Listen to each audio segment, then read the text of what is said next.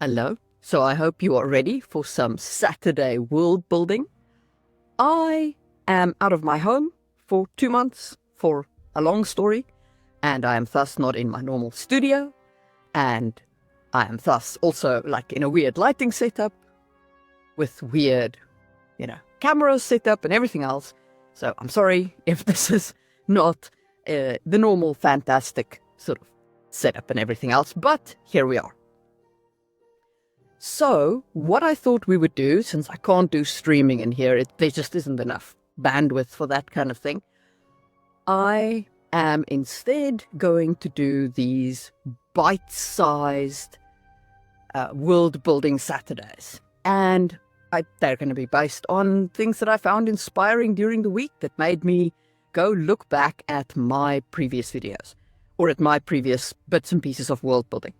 And what I thought we'd do today is take a look at what I found inspiring in this article. So this is from a YouTube company called TLDR. They're a great news source if you like news sources for Europe and the UK. I really like them. And once a year, they produce the world's most influential person list. And this year, as it was last year, it is the USA President Donald Trump, who is the world's most influential person. But they have a whole list of 100 people, and there's a little bit of a write-up about how they got to each person and all of that kind of thing. Now, on this list, there's a whole lot of politicians, but it's not just politicians. Okay, so the top two are politicians. That's Trump and Xi from China. At number 5, you have Elon Musk.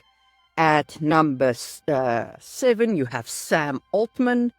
At number 13, you have Jeffrey Epstein, who's not even alive anymore.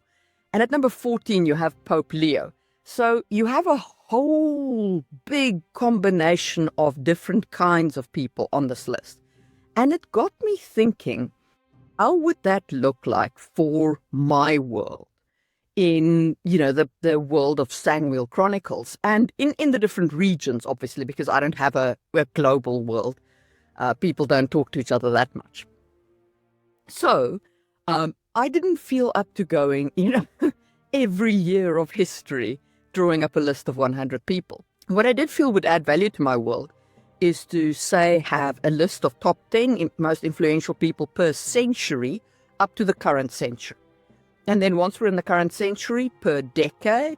And then once we're in the current decade, per year, the top 10 influential people. And that was actually a really interesting exercise because it gave me a couple more idioms to use. It gave me a couple of people that my characters can look up to as heroes or can regard as villains. And that applies even with the first 4 books being complete, and I'm now working on a new trilogy in the world. It still helps to build these things out, especially since I'm now writing in a completely different region. So, what I did and how I did this exercise was I went to my cultures and their histories. So I'm just going to take you to World Building Blueprints.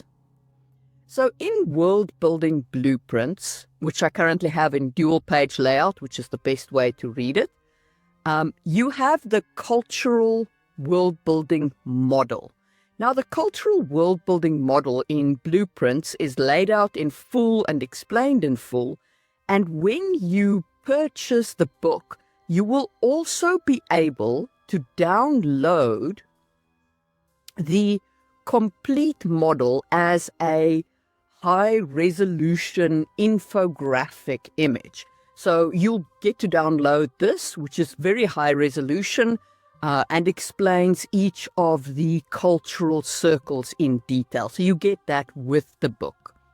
Now, when you finish the cultural model, there's 2 ways of doing your history. You can either start in the past with a full cultural model of how your culture was, 1,000 years ago or whatever, and then progress them through events, changing the model with the events until you reach the current period. Or you can start with it at the current period and say, okay, to get here, what did I need to have happen in the past? And kind of work your way backwards, or a combination of the two, okay? So that's essentially how you build the history, and that's then how you reach this table over here where you fill in what happened, when it happened, and what was the cultural effect. Okay, so that's great, and I have that for my cultures, but here's the thing. I don't have here the people necessarily. Obviously, I'd have the people noted down in what happened, but I don't have the people as a separate table. So I created a little separate table and said, okay, so who was the most influential people in this century? Who was the most influential people in this decade? And so on.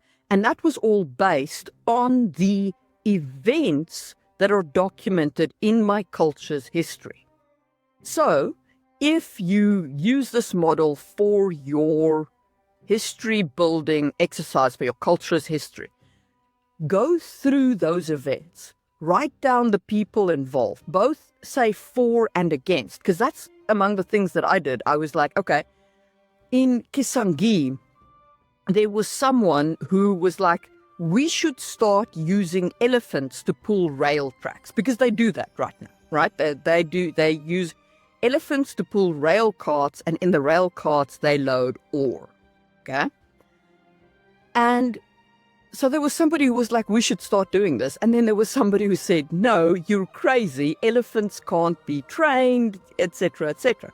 So who was the first elephant herder? How impactful were they on the economy of Kisangi? And then if I was looking back at the Empire of Imoven, for example, they are very alchemy rich, right? So I started lifting out different alchemists who found different alchemical solutions and what their impact was. And then I lifted out, obviously, the nobles and the political impact they had, and the priests and the religious impact they had. And that gave me multiple influential people in different categories, right? Which is also the important part. So I divided into the categories of religion, engineering or physical sciences, magic, and politics. Those were my 4 categories. But you can add whatever categories works for your world, for the story you're telling. And that gave me at least a fair spread of influential people across the various stratas of my societies.